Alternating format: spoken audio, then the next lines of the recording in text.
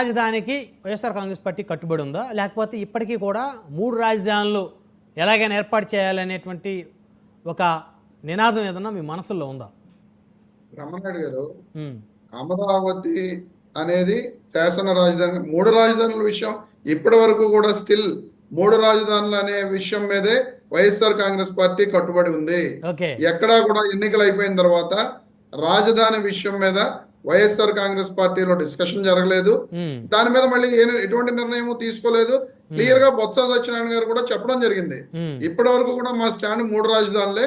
భవిష్యత్తులో దాని మీద ఏమైనా మేము చర్చ సాగించి ఏదైనా నిర్ణయం మార్చుకుంటే మేము దాన్ని తెలియజేస్తామని చెప్పి క్లియర్ గా బొత్స సత్యనారాయణ గారు చెప్పడం జరిగింది. సో అయితే ఈ రోజు వరకు కూడా వైఎస్ఆర్ కాంగ్రెస్ పార్టీ స్టాండ్ 3 రాజధానులే, అందులో ఎలాంటి డౌట్ లేదు.